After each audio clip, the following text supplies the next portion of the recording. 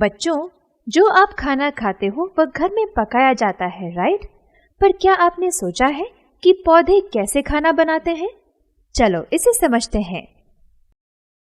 सभी जानवरों को भोजन चाहिए एनर्जी के लिए। हम इंसान भी बिना खाने के नहीं रह सकते।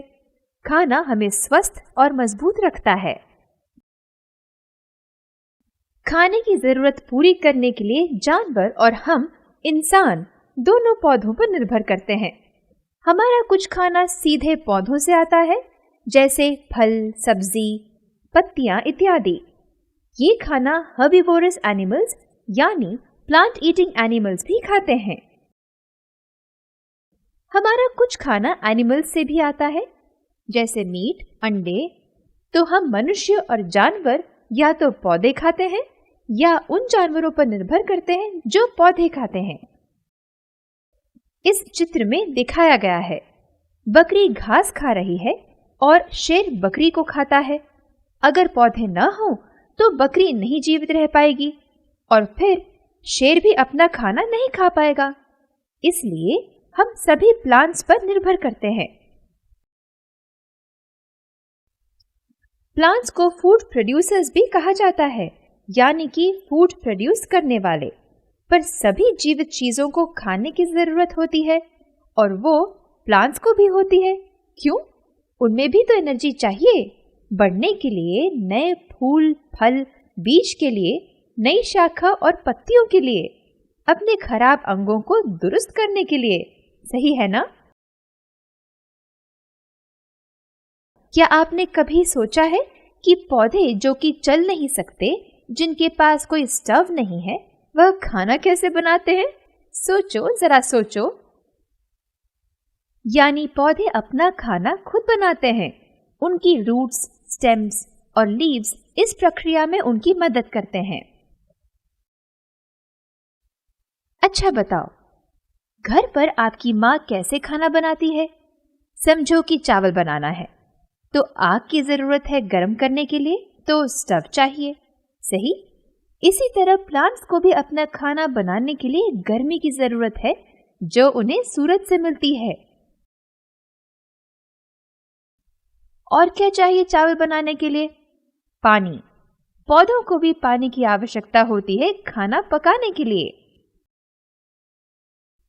सूर्य और पानी के अलावा न्यूट्रिएंट्स और कार्बन डाइऑक्साइड की जरूरत होती है पौधों को खाना बनाने के लिए। चलो और डिटेल में देखते हैं। पौधे पानी कैसे पीते हैं? पौधों की जड़ें मिट्टी से पानी और न्यूट्रिएंट्स को निगलकर प्लांट्स के दूसरे भागों में पहुंचाती है। फिर तना यानी स्टेम उसे पत्तियों तक पहुंचाता है। और पानी कैसे पहुंचता है पत्तियों के भीतर? क्या आपने पत्तियों पर कुछ रेखाएं देखी हैं? ये असल में ट्यूब्स रहती हैं, जिससे पानी पत्तियों के हर कोने तक पहुंचता है।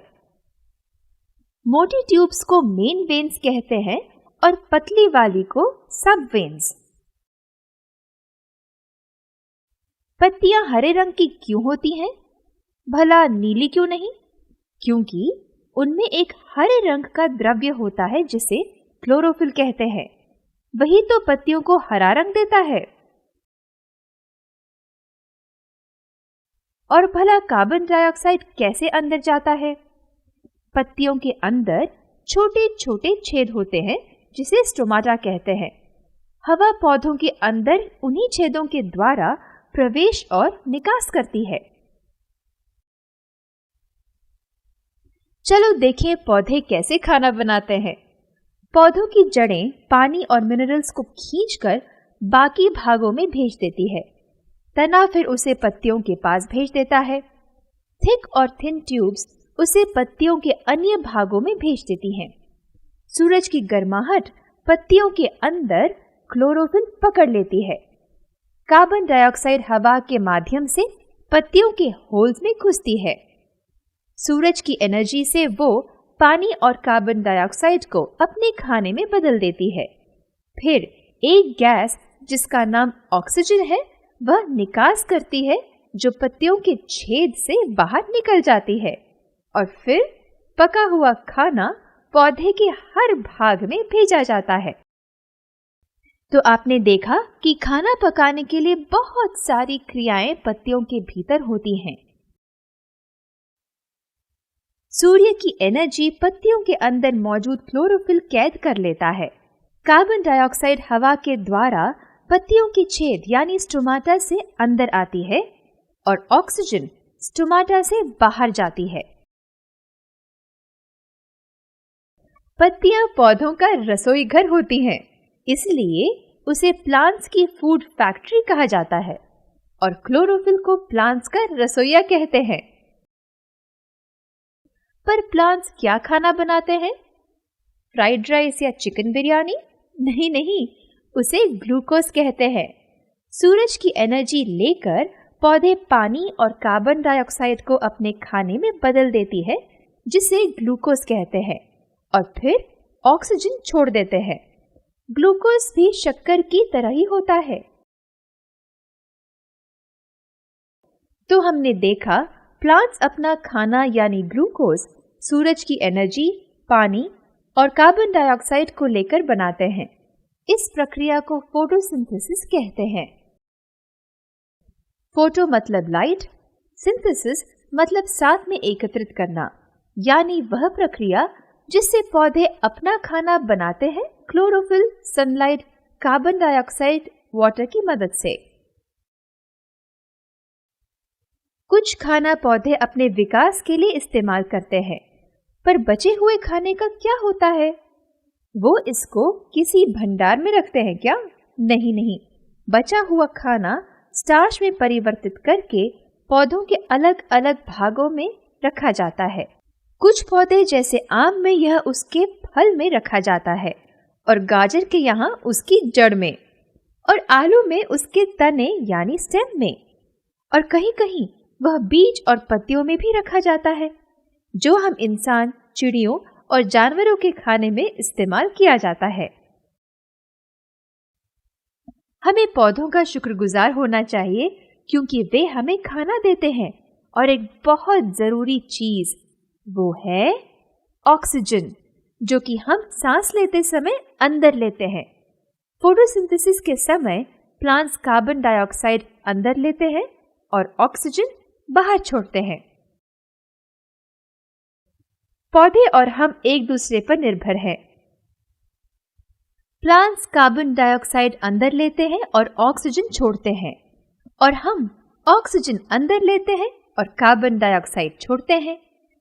प्रकृति ने क्या खूबसूरत तरीके से बांधा है सबको, है ना? फोटोसिंथेसिस में क्लोरोफिल का विशेष महत्व होता है, क्योंकि क्लोरोफिल ही सूरज की एनर्जी कैद करता है, जो खाना बनाने समय लगती है। पर जो प्लांट्स ग्रीन नहीं होते, उनके पास क्लोरोफिल नहीं होता, तो वो खाना कैसे बनाते हैं?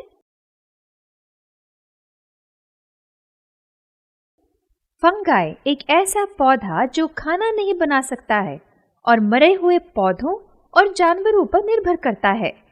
कुछ फंगाई हमारे काम में आती है, जैसे दवाइयों के लिए, कुछ तो जहरीली और खतरनाक भी होती हैं।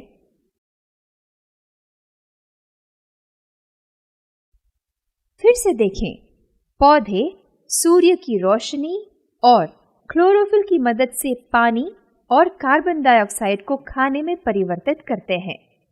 इस प्रक्रिया में ग्लूकोज बनता है और ऑक्सीजन छोड़ा जाता है। चलो, अब बहुत पढ़ लिया। मैं तुमसे एक पहेली पूछूं? वह कौन सा रूम है जिसमें खिड़कियां भी नहीं होती और न ही दरवाजे? मशरूम। ये एक प्रकार की फंगाई है। एक और सवाल, जो हमेशा चलता रहता है और कभी थकता नहीं? वाटर। एक और, किस पेड़ के हैंड्स यानी हाथ होते हैं? Palm tree.